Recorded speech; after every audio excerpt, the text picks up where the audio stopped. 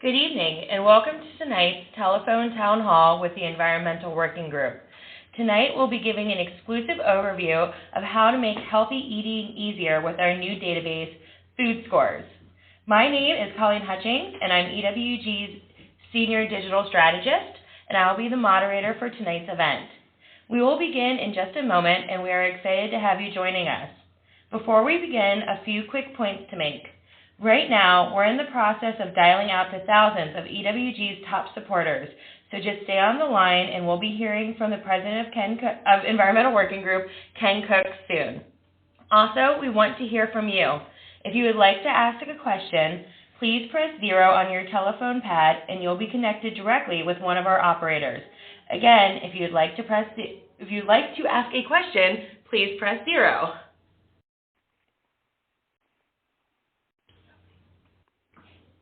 If you have just joined us, good evening and welcome to tonight's telephone town hall with the Environmental Working Group.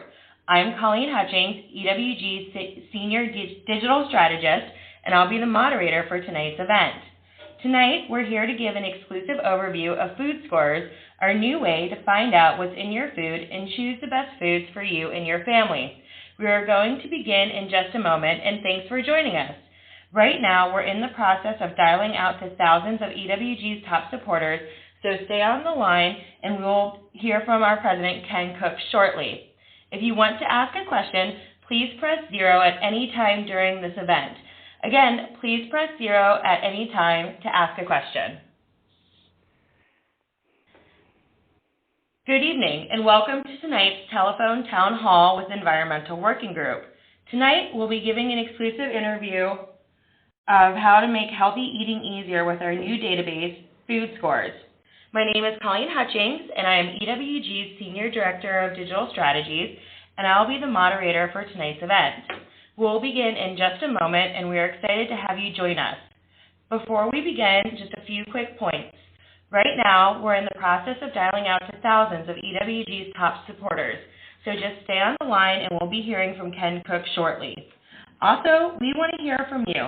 If you would like to ask a question, please press 0 on your telephone keypad and you'll be connected directly with one of our volunteer operators.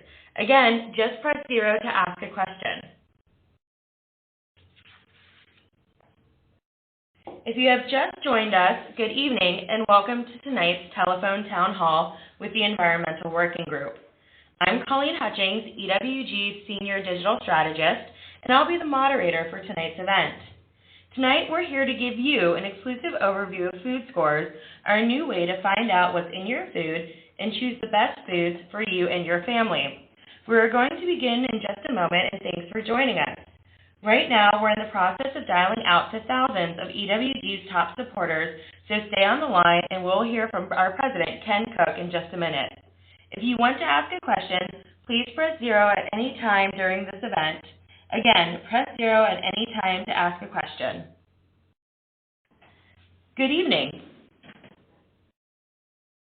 And now, without further ado, here's Environmental Working Group President Ken Cook.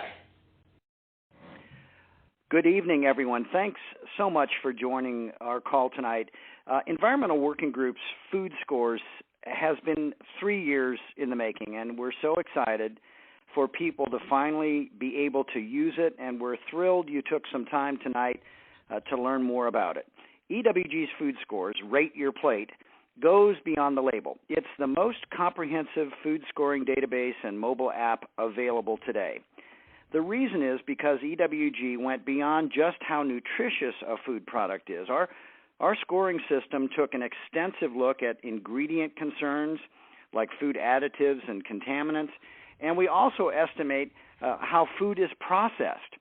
So our database is all of that and more because a very important part of our work is to be transparent, to let you know how we reached our conclusions. And our database, Food Scores, is very transparent with regard to its methodology. Most other food scoring systems are not. Our aim is to tell people what's really in their food and to guide them to greener, healthier, and cleaner options in every single food category. And they are out there. Consumers kept asking us for something like this. they've been craving this kind of information. Given the popularity and success of EWG's flagship online database and app, Skin Deep, which I'm sure many of you have used, which tracks ingredient information for more than 70,000 cosmetics and personal care products, consumers were asking us for the same information about their food. So EWG's Food Scores was inspired and modeled off of Skin Deep.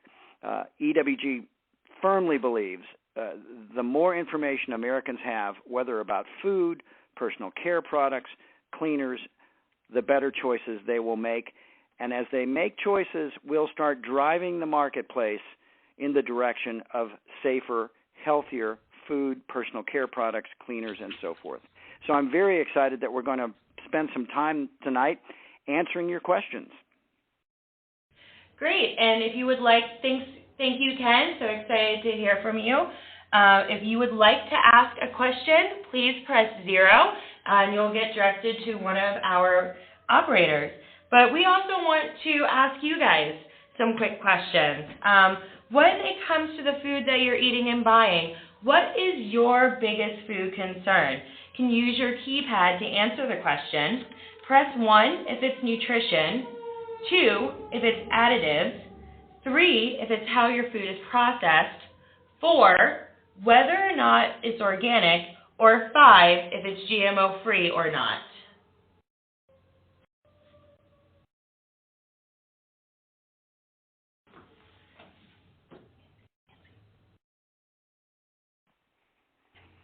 And we are now going to our first audience question. You are now on the line, Nancy. Hi, how are you? Good, how are you doing? I'm good, thanks. So my question was, I just wanted to know what ingredients you're looking to do more research and advocacy on now that you guys have set up the database. Nancy, that's a great question. You know, the thing about this database is that's so amazing. So it's 80,000 different foods, 5,000 different ingredients, and 1,500 brands. So you can really dive in and search by ingredient, by food type, any which way you care to do it. But from our standpoint, we're really looking much more carefully now than we ever have been able to before at various additives. We're looking at colorings. We're looking at preservatives. We're taking a look at all of those things that are put into food, oftentimes for the convenience of the food companies and not because they're necessarily beneficial to consumers. And so from our standpoint, looking at those is critically important, looking at some of the nutritional concerns like sugar. We can talk about that in a little bit later. Lots of sort of disturbing findings about sugar and salt and fat and additives in our foods. And I think it comes down to, in many respects, the fact that a lot of consumers, and we hear from them every day, don't really feel comfortable trusting food companies with respect to what they're putting into our food, and they don't really necessarily have the confidence in federal regulators that they're able to or willing to serve as watchdogs. Well, that's where EWG comes in. So we'll be looking at things like artificial or natural flavors, and in not very long from now, probably a week or so, we'll be releasing a report that looks at what we think are sort of the top dozen additives that everyone should be taking a look at as they go into food scores or as they go into their grocery store. If you're picking up your smartphone, looking up something in the store, or you're preparing your shopping list before you go, these are all ingredients that you can take a look for and see if they're in your favorite products or not. And if they are, depending on the advice we give you, you might want to keep shopping and see if you can't find something else and try that instead. Great. Thank you so much, Ken. And we have our first poll results in. 39% of people participating are most concerned about whether or not their food is GMO-free, and 27% is concerned about whether or not it's organic. Thank you guys so much for sharing your opinion. And next up, we have Brian from Livingston. Yeah, hi. Thank you so much for your work. It's just something that makes my heart quiver a little bit because it is something that is impacting every person in our country.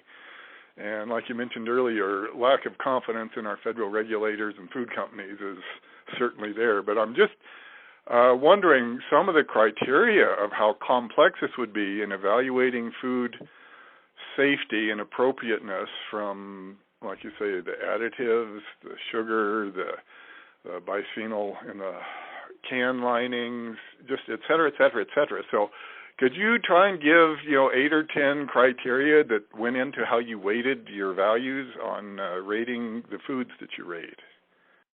Sure. Thank you very much, Brian. That's a great question. It's a complex undertaking. I mean, that's one reason this project took 3 years to complete and bring to you, both online and through an app. First of all, there are 3 broad components that we utilize. So we look at nutrition, we look at ingredient concerns, and under that, that includes things like preservatives, other types of food additives, ingredients like artificial colorings and flavors and so forth, but it also includes things like contaminants, arsenic, which we take a close look at with respect to rice, mercury in fish products. Also, of course, look at bisphenol A, which is an ingredient that's used in the linings of many food cans. And we try and address all of those in our scoring system. Basically, what we do, we give pretty heavy weight to nutrition. We think that is a critically important factor, and obviously, a lot of folks on the poll felt that was important too. You want to make sure everything's, what you're eating is going to give you the sustenance you need. So we have a pretty complex formula just for nutrition that allows us to look at whether or not there's a kind of a density or a core nutritional value to the food. Next, and that's a big part of the weighting system right there for the overall score. Then we add in consideration of these ingredients or contaminants that might be in food. Everything from, like I say, mercury, arsenic, industrial chemicals that linger decades in air and water and soil and end up in our food. Those are factored in as well. Then our final consideration is how food is processed. In many cases, we can't be very specific about that, and that gets only about 10% weighting in our system. About 20% roughly of the weight is related to the ingredient concerns, and 60 to 70% is related to nutrition. So one thing we do, if you go to the website or go to the app, either way, but it's probably easier to read something like this on the website, is we do provide a very detailed description of our methodology. So if you go to the site, you'll see a pull-down menu that walks you through just every single step we've taken, how we weight things, gives you some examples of how we scored different products, so you can see what's behind our ratings. And that's important to us because people may disagree with the way we've weighted some things or rated some products or some ingredients, and we're certainly open to that, to finding out more. And if we've gotten something wrong, we're more than willing to take another look at it. But at least we're transparent to start with. We're letting people know what's in their food, what we've concluded about it, and how, what the scores really mean. And I'll just be, just to be clear, in our system, overall, the better scores, the more desirable scores are the green ones, 1, 2, and 3. There's a middle range of scores that's, 4 through 7, I believe it is, and then 8, 9, and 10 are the red ones. And frankly, none of us, well, I'll speak for myself, no one has a perfect diet probably, right? And no one's food habits are entirely without criticism. I have been known, for example, from time to time to eat a Cheeto or two, and I looked them up on the system, and I'm going to be much less willing to eat a Cheeto now, or maybe even a handful than I was before. But while Cheetos rate high, what we're not trying to lecture people or nag people about their eating habits. We're just trying to do something very simple, which is in every single category, if you find that you have a brand or a product that you really like and it doesn't look good in our scoring system, there is an option there in almost every case to try something that scores a little bit better, sometimes a lot better. And it's moving people, giving them these choices, and we hope moving their decisions, and by moving their decisions, companies and the marketplace in the direction of safer, healthier, greener, cleaner food. We hope that's going to be one of the real values, lasting values of food scores. Great. Thank you for that fantastic and informative answer, Ken. Just a quick reminder, if you would like to ask a question, please press 0 and one of our operators will be with you shortly. We are starting to get a nice queue built up, so please be a little bit patient. And now our next question is coming from Stephanie in Maryland. Yes, hi. I was just wondering, with the chickens, the free-range chickens and eggs that I purchased, I recently saw some video that they're not as healthy as I thought that they were. Just because they say free-range doesn't mean that they're actually like living out in a really open field, that they could just be in cages, move from a really tight spot to another tight spot. And my concern is like the fecal matter and diseases and things like that. That's why I buy free range. So I was wondering if your research has shed any light on this use of the free range word, and can I trust that? That's a great question. Thank you so much. I happen to buy free range eggs and free range chicken and broth and other products for my family, and I when I cook, I'm feeding those things to my 6-year-old and my wife too.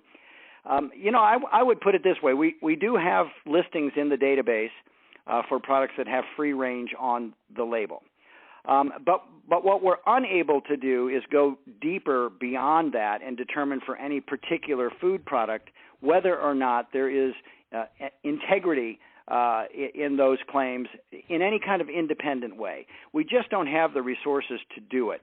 So I think you've really touched on something that's critically important. The more consumers are aware that there may be examples, and this is true of lots of product claims, there may be examples where there's more to a claim than meets the eye, or maybe less. The more that's out there, I think the more likely food manufacturers are going to be and farmers are going to be held to a better standard. Our sense is that reputable companies do try and make sure that free range means that the animals are able to move about. They do have adequate ability to basically have lives that approximate something that would have existed decades ago in farming before we had these terrible battery hen houses and egg-laying operations and broiler facilities where animals are so confined. I think the food system is moving in this direction thanks to the work of a lot of great advocacy organizations. I would certainly mention my good friend Wayne Pacelli at the Humane Society of the United States. They have campaigned on issue after issue in California and in other states and at the federal level to first of all make sure that the basic conditions for livestock are better for all livestock, but then I think also raising the bar so that when a claim like free range comes along, it means something. We don't have an independent way of verifying it product by product in our database, but it is noted. I see a couple of dozen products that have free range on the label. Most of them are rated in the range of 3 and 4 and up. So a lot of them are organic products, and so our view is that for a lot of those, it's very likely that knowing that as we do the way organic operates in this country, it's very, very likely that in fact it does mean what it says, but we can't verify that product by product. Great. Thank you, Ken. And now, guys, we have one more question for you all. Have you guys had a chance to use food scores yet? Press 1 if yes, 2 if no, and if you have a question for Ken, press 0. Now our next question is coming from Sharon in Riverside, Connecticut.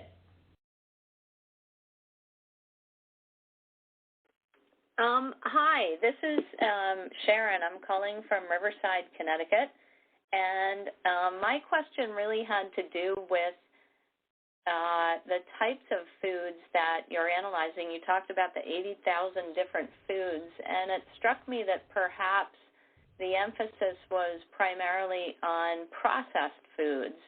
But kind of following up on the question about free range, I'm wondering if your database is also looking at any whole foods, at just plain regular organic broccoli, for example, or kale that you find in the produce section, or meats or eggs, but any just individual whole foods. Are those also being ranked and scored? And obviously they wouldn't have all the same concerns like additives, or although maybe contaminants are part of the issue depending on whether it's organic or not. But so that was my broad question. Sharon, that's a great one. So here's the way the system works. The underlying source of the data is a company called Food Essentials, and the data product that we have an arrangement to get information through is called Label Insight. It's a terrific system, and here are the strengths and the limitations of it. The strengths are that it is very thorough for the middle of the store.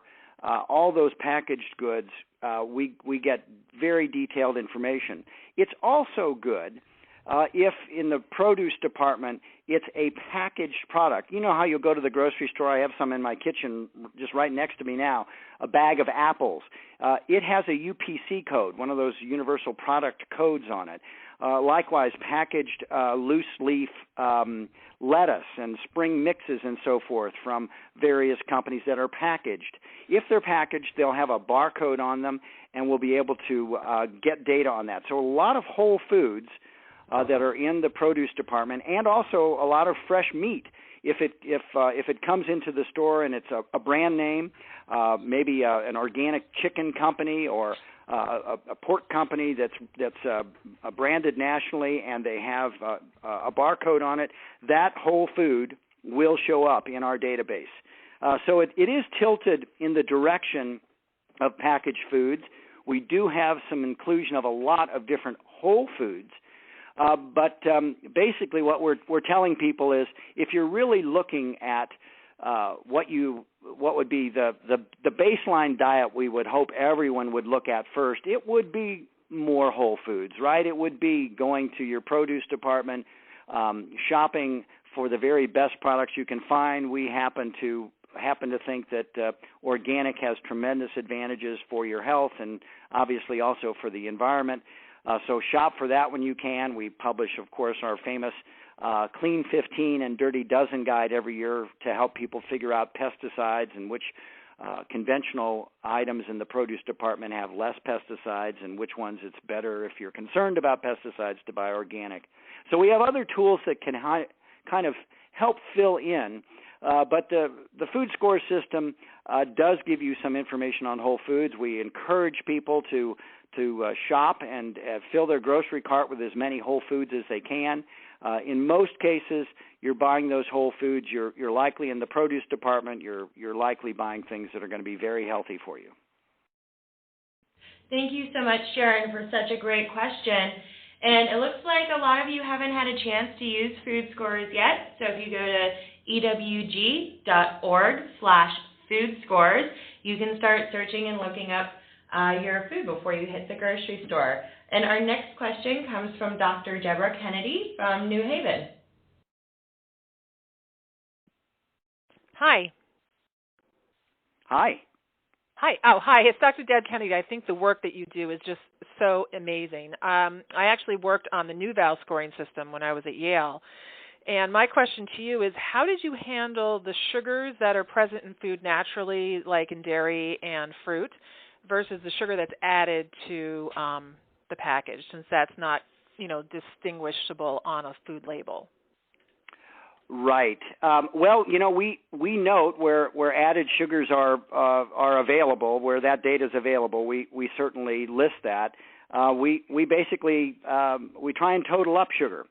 And to be honest, one of the shocking findings of this exercise, and I'm sure it probably won't be shocking to someone who's so experienced as you are, but it came as a surprise to me, just the degree to which so many items in our supermarkets have excessive amounts of sugar. I'm talking about, a 58% chance of a food in our 80,000 foods or so, 58% chance of containing added sugar, including a 22% chance of added corn syrup. And the average food is 13% sugar by weight.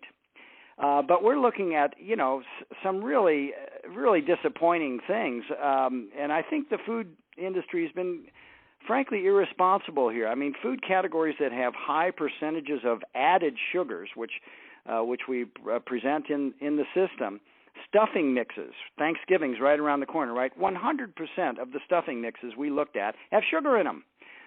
Stuffing itself, when you buy the regular stuffing prepared, 96%. Deli meats, somewhere between 74 to 98%, depending on the type of deli meat, has added sugar. Salad dressings, 86% added sugar. Peanut butter and other nut butters, 68%. And crackers, even crackers, 63% chance that they'll have added sugars. Just really to our point of view, one of the really major health problems that we need to deal with, and we think this is one of the places where Food Scores is really going to help people trim some of the sugar out of their diet. Great. Thank you so much, both Deborah and Ken. Our next question is coming from Betsy in St. Petersburg, Florida. Oh, hello. I wanted to ask on your app, is this something that's barcode scannable so that if I wanted to go in the grocery store and scan a box of food that the information would come up on my phone? Betsy, great question. Yes. Right now, we only have an app for the iPhone platform. We're going to be adding Android very soon. But yes, we have a barcode scanner. And I will tell you this. While I was trying to watch the San Francisco Giants on Sunday night before we released this amazing tool, I had an advanced version of the iPhone app, and my 6-year-old was insisting that instead of watching the Giants, we should go and scan practically every product in our kitchen. And they all came up, all but a few that we bought from, I think we had some products that came from a local natural food store, and they're a little out of the way in terms of product profile. But just about everything else popped right up, and you saw the score right there, and you saw the same ability. Once you saw the food come up, you could then look, if you wanted to, for healthier options, how that food rated relative to others in the same category, and so forth. So yeah, we're very excited that this is ready to go for mobile. If you don't want to download the app, you can look at the website on your smartphone. It looks great. So you can do the same functionality. That does not give you the barcode scan function, but pretty soon we'll have that for all of the platforms. We right now have it for iPhone. Android is coming up. So if you forget to do your grocery list at home and you're in the store and you're curious about a product or a category, just pull it off the shelf. Stick it in front of your camera, and it's if you have good cell phone reception there, if you have a good network in the store, the score should pop right up. Great, thank you. I'm really excited myself to start playing with it when I go to the grocery store this weekend. Mark from Jupiter, Florida, what is your question for Ken? Yeah, hi, Ken. Thank you so much for all the work you guys do. It's really amazing how much information you guys process. I don't know how you do it. You must have an awful lot of help. Well, we've got a great team, and they work long hours because they're working for supporters like you, Mark. To be perfectly honest, it's so exciting to get the feedback that we get from people day in and day out, who are basically saying thank you for taking the time to listen. Thank you for taking the time to come up with a tool that's of practical use to me and my family, because I don't have time to sort through all these ingredient lists that are written in the size that you need a microscope to read them. I don't have time to go through all these different categories of preservatives and additives and so forth. So, we do that so you don't have to, and we do it because we know that we can fill an important role in making the food system better. I didn't mean to interrupt, but thank you for that. But do you have a question for us? I do. I'm very interested in sort of the educational part of this, of educating all of us about, what do these ingredients mean, whether it's a nutritional ingredient or an additive. For instance, I'll just throw out the natural flavor sort of black hole, and just maybe ask you to comment about how do we educate ourselves about what that really means. That's my question. Great question. Thanks so much for that. One of the exciting things about this new tool, Food Scores really does, first of all, make this transparent. So you can very quickly see with your smartphone, as we just discussed, or going on our website and looking up a score there, you can pretty quickly see what's in that food product and what EWG thinks about it. So that's step one, that transparency, and it's fast and it's efficient. But for the longer term, the public education goal that you're speaking to, and that really is that's the prize we have our eyes on all the time at EWG. And my version of it goes something like this: the more people can have access to readily available information and use that information day in and day out to form their own food choices, the things they put in their shopping cart and take home and eat and feed to their family. The more we can do that, the more we think people are going to be looking for foods that are simpler, healthier, and greener. They're going to be looking for foods, we think, that have fewer ingredients, especially some of these questionable ingredients. We did a report earlier this year about an additive in a lot of baked goods that really is added just for the convenience of industrial baking and not for consumers. It's a foaming agent that's also used in yoga mats and rubber sandals. It's a product of the chemical industry, not Mother Nature. The more people see that, and the more they speak out to companies and say, can you possibly make our products with a little less chemical plant and a little more kitchen, please? We'd prefer things to go in the kitchen direction. I think we're going to see changes in the food system, and the reason I say that, this app and this Food Score website is pretty new, but we know from the work we've been doing on personal care products, we have seen that industry start to shift pretty dramatically. It's happening product by product, category by category, all kinds of changes in makeup, in shampoos, in sunscreens, and so forth, where problematic additives like phthalates, problematic additives like certain dyes, lead, contamination, more and more companies are looking for ways to eliminate those things because they know that consumers are shopping through our Skin Deep website. They're looking at favorite products, and if they don't score well, they're trying something new.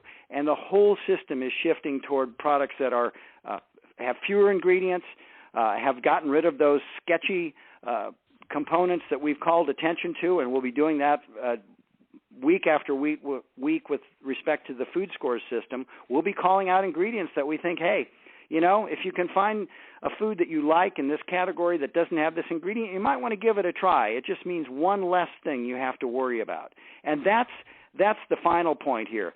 We're all busy. I'm busy with a little boy and a busy job and all kinds of things like everyone else is. And I want to have a readily available source that I trust to help me figure out some of these decisions on the fly. I want to make them fast. I want to know something that I trust. And I trust my colleagues at Environmental Working Group to call them like they see them. Good example, organic. We are big supporters of organic food at Environmental Working Group. We think that's a really important component of the food system. We'd like to see it grow dramatically, and it has been growing by double digits in terms of sales year in and year out now. But we don't necessarily score a food that's organic really well if it also has a lot of added sugar in it, and some organic food products do. So we call them like we see them. And in the case of so many food categories, we've got choices that people can take a look at that are far better than the average. There's a continuum in almost every category. You can shop for something that doesn't score very well, and you can shop for something at the bottom. And look, from time to time, again, to go back to my Cheetos point, I'm probably being an advertisement for Cheetos, but none of us eats a perfect diet, or very few of us do. From time to time, we're not hectoring or lecturing people if they eat products that don't score very well. Just know that you should maybe think about eating them in more moderation. That's a big public education effort here. You don't have to be perfect to be making progress. Perfect can be the enemy of the good and the better. And so we think this food system, food scores, is going to be a real factor in helping people take those steps and form some new habits that are going to gradually add up to a much better diet for individuals and families, and by doing that, shift the marketplace for all of us. Great. I think Clint from New Mexico might have a follow-up question in regards to organic. Yes, thank you for what you're doing. A lot of products have the word organic on them, and when you look at the ingredients, a lot of them are anything but organic. How does your work show the difference? Well, great question. Thank you for that, Clint.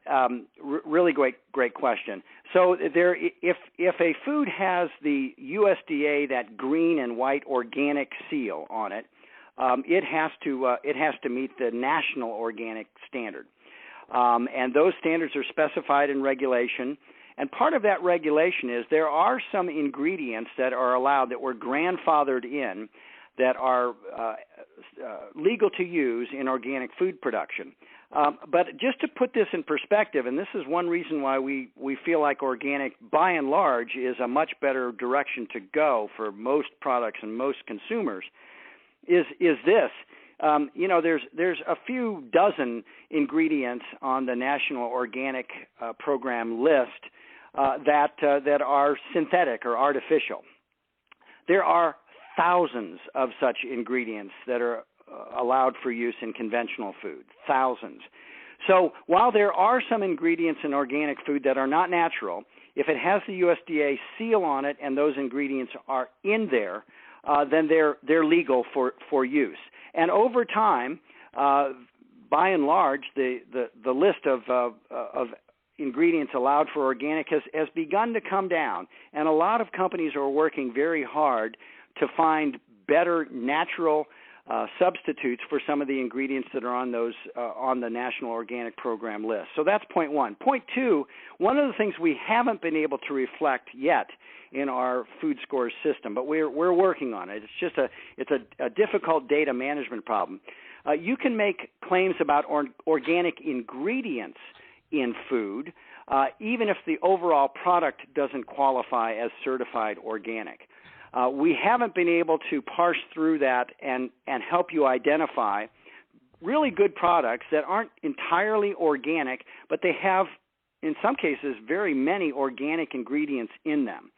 So we're working on that. It's important to look at the labels, no matter what. If you have the time and interest in doing that, we certainly always encourage people to inform themselves directly by looking at the food label.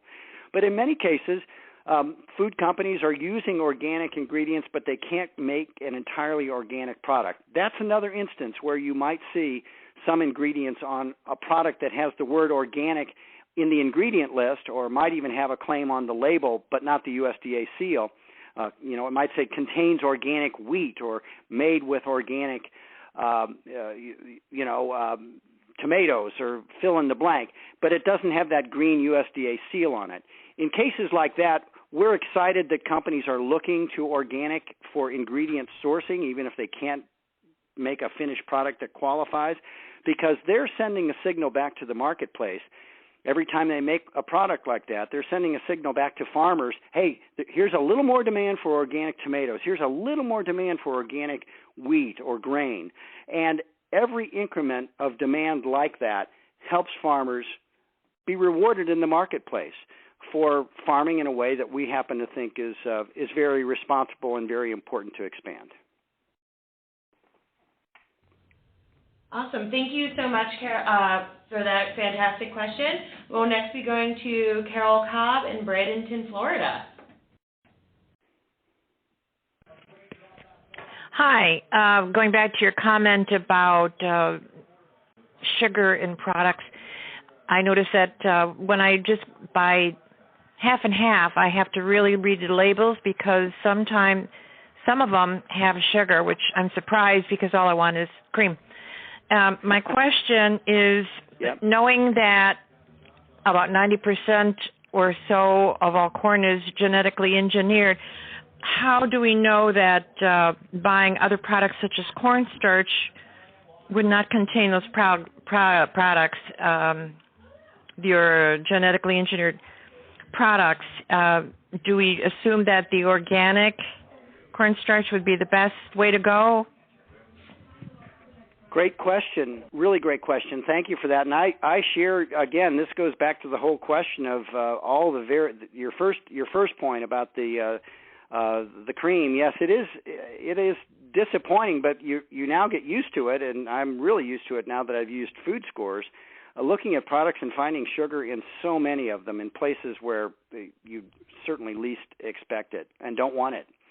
As for the question of genetically engineered ingredients, so here's how we handle it in food scores.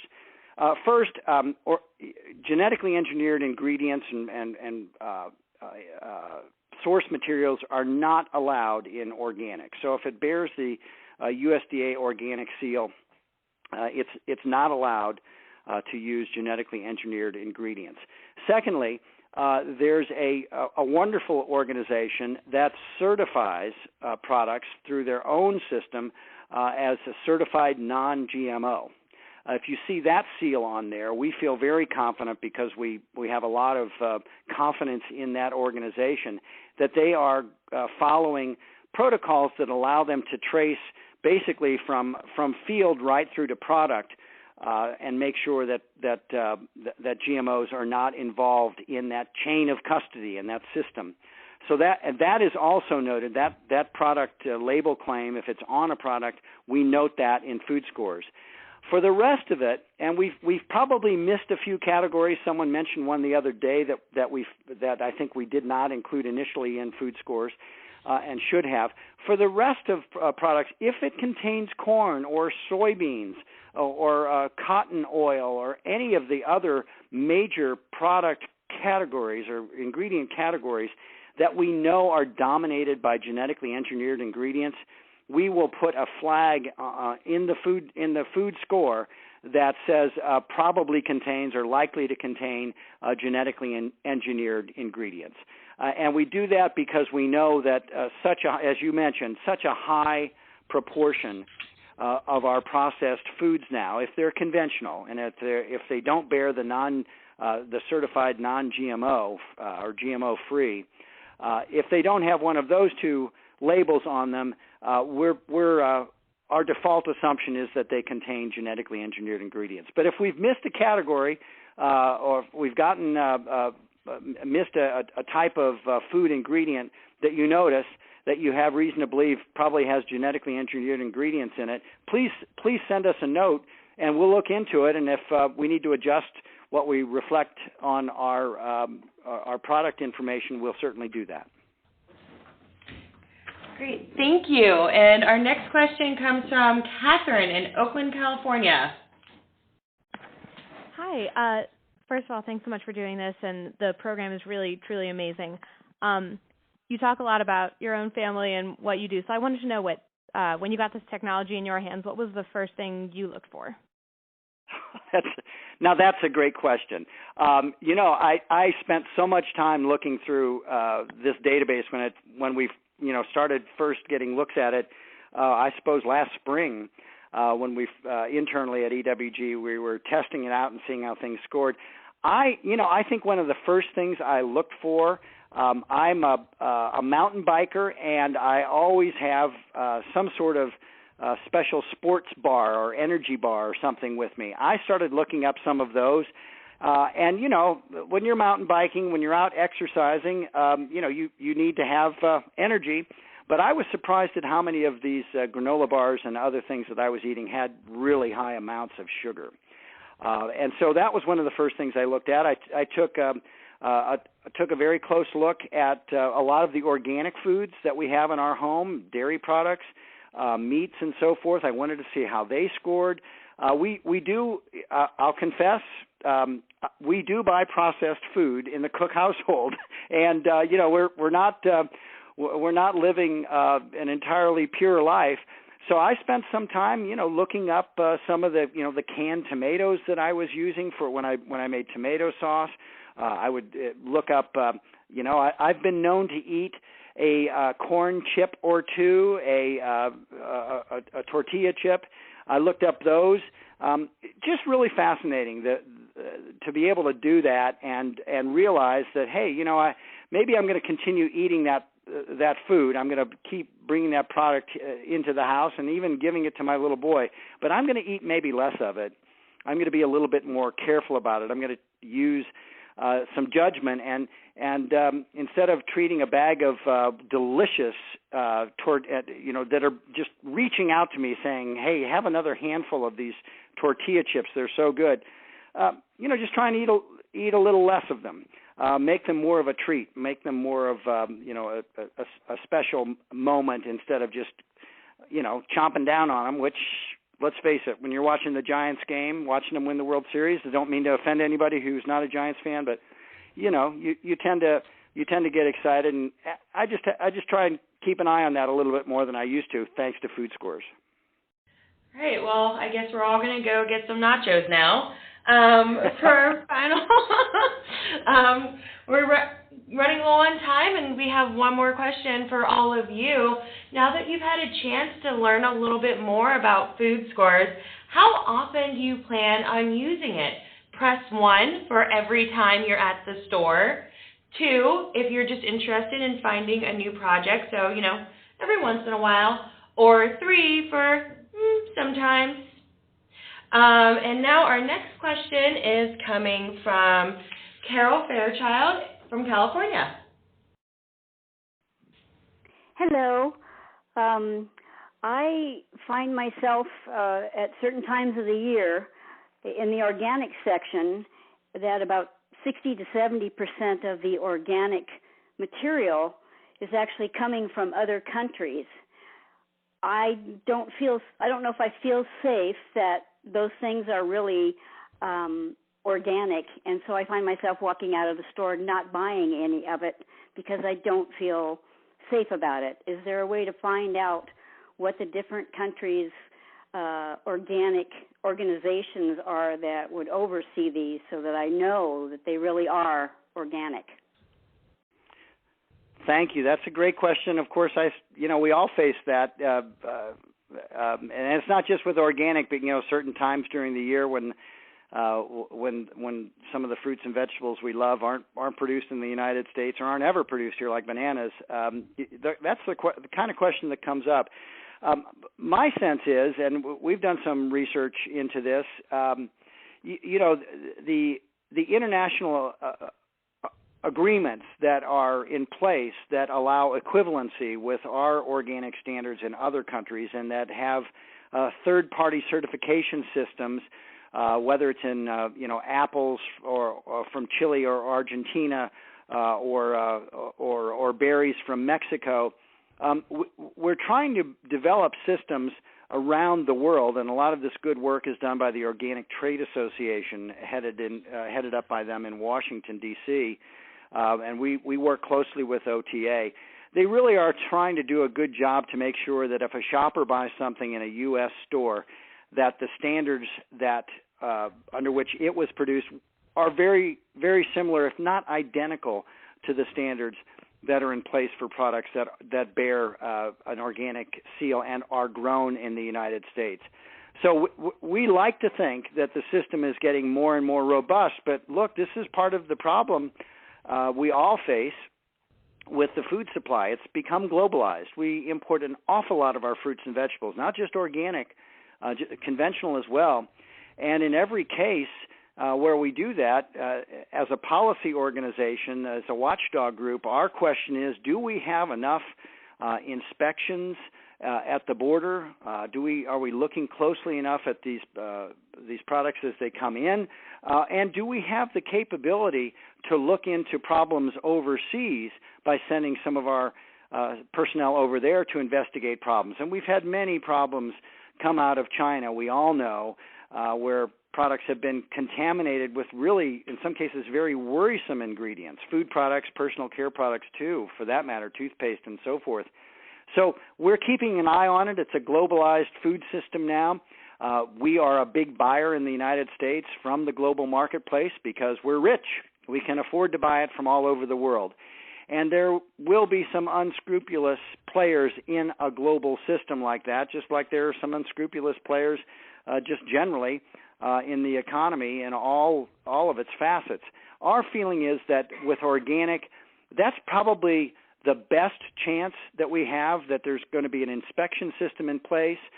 Someone's going to have gone to a farming operation to see if they're, in fact, playing by the organic rules that we have here in this country.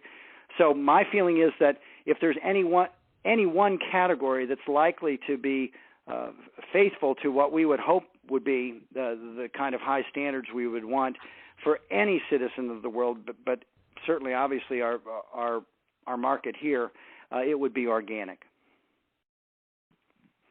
Great, thank you so much. And then looks like from the results of our poll, the majority of you will be using Food Scores every time you go to the store. Thank you so much for always using the app and the database, and that's why we created it, was so you would always have that information right at your fingertips. We have time for one last question. Ellen of Redwood City, thank you so much. Hi. Thanks so much for taking my question, and I'm a huge fan. I've been actually on your website since the mid-2000s, I believe, when I first found you. I actually do a lot of environmental education myself and have learned through your sunscreen database, your product database, and particularly the sunscreen aspect, that understanding a company, a brand, and all of their products is helpful in addition to identifying singular products, of course, that you feel safer about. And I'm just wondering if your tool could someday, or maybe already can, I haven't seen it yet, be used to kind of pull back one level and look at each company's product offerings to see how they are doing as a whole, and also over time, as things shift. How often do you update it as well? That was the other part of that question. Wow, those are great questions, all of them. We update as often as possible. We get new data in from Food Essentials, the company that provides the Label Insight data product to us. That's the foundation of our database. We do a lot of analysis and adding to that data set that comes in, but that gives us the basic ingredient list and the nutrition fact panel on the back and any claims that are on the label. So that's being continually updated because Label Insight is constantly going to manufacturers and to retailers and getting freshening up the products.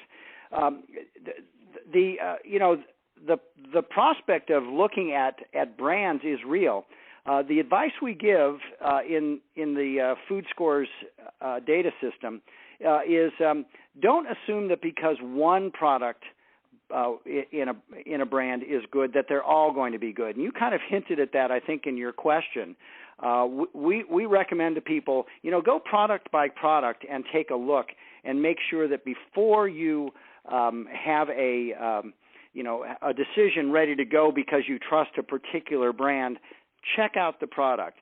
But you raise a good point, because one of the ways that we can, I think, shift the marketplace is if we start looking at brands in general, or maybe even companies that might have multiple brands, and try and draw some conclusions about how they're supplying the American public with food. Is it of the quality that we want? Is it of the consistency we want? Are they non-GMO in some categories and not in others? How can they expand their organic offerings? Those kinds of questions are very, very accessible now to us at EWG because we've built this tool. So not only is it going to be valuable, we think, and I'm so excited to hear that over half of you are going to use it every time you're in the store. I do already. But we're also grateful that now that we've built this tool, we can use it for all kinds of analyses and special studies and investigations that simply were not possible before. So I think it's a good suggestion. We've talked about trying to look across brands and basically say, okay, which brands in the grocery store across multiple categories of products, which ones are good on sugar, which ones are really bad, which ones are best for looking at limited artificial flavors and ingredients of various kinds, and which ones are bad. We think we can do that going forward, and any suggestions you have for those kinds of analyses, we would really welcome. We've used up our time now, and so I'm just going to very quickly, first of all, thank you for joining this call tonight and for supporting EWG. We couldn't do our work, and we think it's important. We're glad you do too, but we couldn't do it without support from all of you. EWG's mission is to empower people to live healthier lives in a healthier environment every single day. Like Skin Deep, our pesticide guide to produce, and our other healthy living guides and reports, we hope Food Scores does just that. We hope this tool can be used to help inform you and support you in efforts to keep yourself and your family healthy. And by working together, we feel like we're moving markets. We're catalyzing change. There may not be much happening in Washington, and we regret that, and we're working on it day in and day out. But we can move markets if more people shop smarter by using tools like Skin Deep. We've seen the increase in the market for organic foods, companies committing to making healthier products for you to eat, healthier products to put on your skin and use as personal care products day in and day out. So we know everyone's inundated by information and marketing claims, and some of them are pretty bogus. It's not always easy to make decisions about how to make the best choice for you or your family. Support from people like you really inspires us at EWG to think creatively and try and develop the very best tools we can to help you in your quest to live a healthier life and make the environment a little healthier in the process. I'm sorry we couldn't get to every question. There were hundreds and hundreds and hundreds of you on the phone. But in a moment, you'll be able to leave us a question or a comment about Food Scores or finding healthy foods. So please take a moment, and if you can and you care to, share your thoughts with us.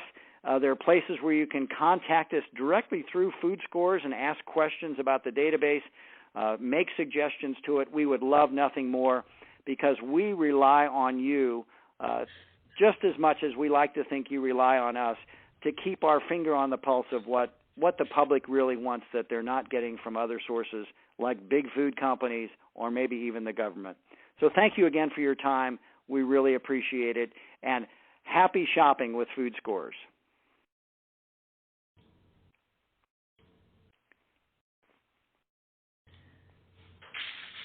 Okay. Ken, Ashley, people who are doing operators, we have ended the call.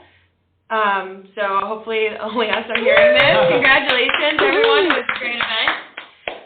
Thank you for staying late, or Ken for going hungry, Ashley. Yes, you're Ashley going hungry.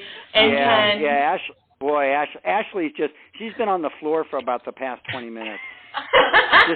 Especially with all the talk of Cheetos. There you go. Yeah, I love to bring up the Cheetos. I know Cheetos, it's bad. Yeah, it's bad. Well, thanks, folks. This is exciting. I look forward to figuring out, how it meant. Yeah. That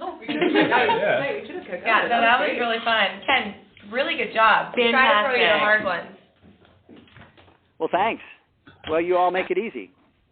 Okay, well, we'll let everyone get on with their night, and if we have any wrap-up or post-mortem, we will send anything around tomorrow or next week. Great. And Ken, think of other Look forward topics. to it. Yeah, think of other topics because people love you, so, yeah. You're very no one kind. in this room. Yeah. No. Yeah, not everyone. No, I know. Not yeah, everyone, poor no. Ashley. I mean, you know, if I just had a little something for her to eat, she'd probably love me, but not now. Not now. You sent her pictures of the candy we had.